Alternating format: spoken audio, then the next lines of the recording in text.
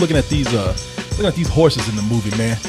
It's like don't you feel like these horses are like, when are we gonna rise? Right. At the point when the humans are wiped out, they're like, whew, glad we ain't got to carry nobody no more. Oh, what's this? Shit, Doug. Yeah. He went 3 times as much. Yeah.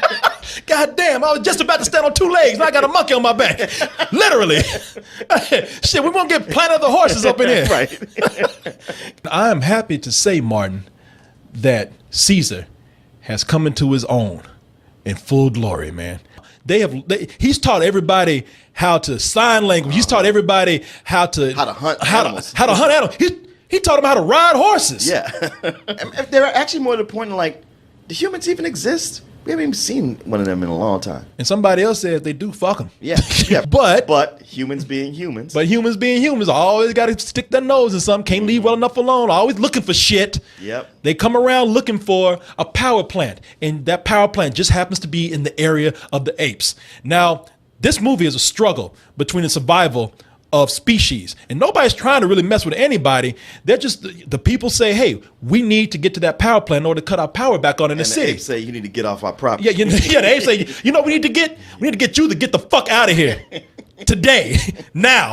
Yeah, they pretty much show up and say, don't start nothing, won't be nothing. It's about people doing what they have to do to survive and having really justifiable reasons for doing what they do, which makes this, for me, one of the best written blockbusters that I've seen, not only in this summer, but, quite a few summers, man. And I'm not saying that a lot of things weren't good. Are you for real?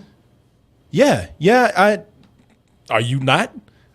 Man, this is tough. I didn't come over here expecting to have this conversation. Like, really, from that exchange we had, I figured you and I might be on the same page about this movie. While I like this movie, I don't love it. I kind of felt let down from things I was led to believe, but also, look, it's not like it's a bad movie, but it's very sequel-y. There's more plot, it's bigger, the explosions are bigger, the effects are bigger, but the emotional impact is not quite there. What? Man, I'm sorry. What the fuck? Are you boy. serious? The emotion. That's one of the best things about this movie, man. Is the emotion. See, that's the thing, man. I mean, like I said, it's good, but I found it predictable. And I'm not a guy who sits around predicting movies. It's just like so many of the beats, I was like, yeah, this is probably going to happen. And then they're going to do this next. I truly am disappointed in you, and let me explain to you why. Okay. Now, this movie is so bold for a summer blockbuster, and I'm going to explain to you why. Okay. At the beginning of this film, people, now imagine all the blockbusters that you've seen out there. And imagine how much the studios are so careful to not let anything out that they might perceive will trivialize the audience. Right. There is almost 10 minutes, maybe even more at the beginning of this film where, so that you are fully immersed in the ape community, they talk with sign language. Right. And they do it with body language. And what we do learn about how they speak is done with subtitles. Right. And I don't know of any other blockbuster out there this summer that would have the balls to come out, or a studio that would allow to have the balls to come out and do something like that. Out of all the shit that we had to go through this summer, Transformers, Godzilla. You complain about Godzilla. I give you Godzilla, but out of all the shit that were blatant cash grabs, Martin, you're gonna come out and criticize this. And what makes me upset is that when you get something that people actually try their ass off for, you turn around and you shit on it. Now, this was a bit of a cash grab, too, because they were... What? The thing is, when I came out of this movie, so a good friend of ours, we haven't seen in a while, he was with his buddy, and I was asking him, hey, man, what's your favorite thing about the movie? Since that you love it so much. He said, you kidding me? There is a scene with a gorilla on a horse jumping through fire with a machine gun. That is badass. And to me, that's like all the people who see Transformers and go like, it's got explosions.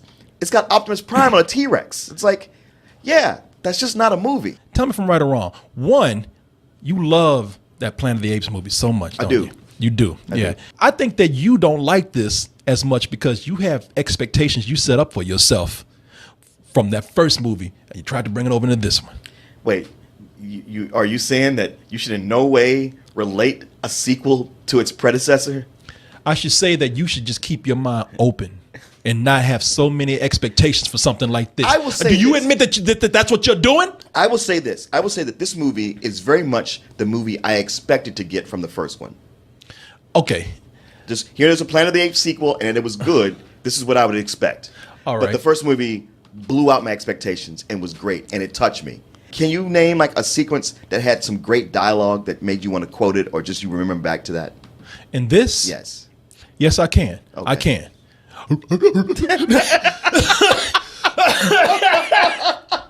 That was You're right. That was genius. The way did you feel the emotion behind those words? I should never have spoken to you. I blame myself. I should never have said a fucking word to you because I was the one that said, man, I heard this was great. I built this up for you too much, didn't I? Well, how can I say this? Yes, but I think you did it for yourself as well. Like everything you're accusing me of, you're exactly vulnerable to. That you came in with your brain shielded because you came in with the idea this movie was great before you even saw it. So all the things I'm pointing out that you usually dog another movie for, you're just like you suddenly don't see it. Okay, but I know in my heart, Martin, when I see a God for honest good movie, and I know what I saw when we went to this screening was an amazing movie that the world would agree with me on. Hey man, and it will probably do well. Like I said, it's got gorillas on horseback. That's what also pisses me off. Even because I know what you're trying to say. Look, I'm gonna even be fair for you. I'm not gonna turn the people against you.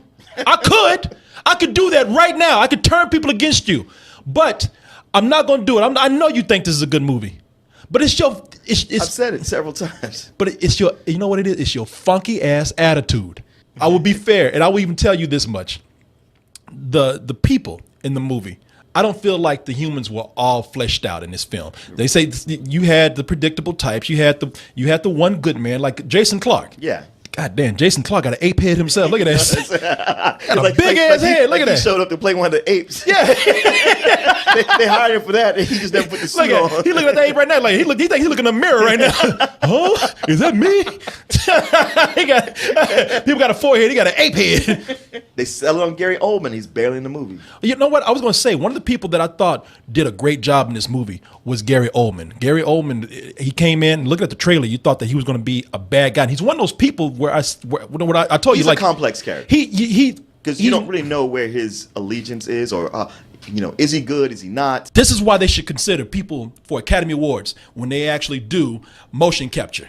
They look amazing. They do. They look. They've reached that point. The point that we always want to complain. They've reached that point where they actually look like real creatures standing beside human beings. No. Now they are technologically. They're at a point now where like they can do anything. You see something in this film that you hardly ever see in big money blockbuster films, and that is sincerity. Even when Martin, when you say there's a badass ape on ape fight toward the end, I'd certainly give it that. No, you bullshit now too. As much I respect you, Martin. I respect you as a friend. I respect you as a human. I respect you as an ape if you were one, and I respect you as a critic. But right now, I feel like I have to tell people: do not listen to him. He will lead you wrong. I give this a better than sex, and I am proud to give it that. And I will remember that a year from now if we're around saying I proudly gave this movie better than sex. Well, I didn't love the movie like you did. Obviously not. But I did like it, and I thought it was good. And I give it a low full price. A low full price. A low full price with attitude. I'd just be like, it wasn't what I was hoping it would be. You know what? I'm about to go Kobo on your ass right now. God damn you, Martin! Shit! I'm not gonna be like you. I'm going to. No, listen. Come on, ooby doo. I want to be like you. See, no, you would not make me laugh. They should have put a scene like that in the movie. No, Martin, you trying to make me laugh? I ain't doing it. No. Jungle VIP. No. No, you not. No. This is not fun. Come on, this is not fun and games right here. A little bit. No. I see the corners of your mouth. No. No, I will not.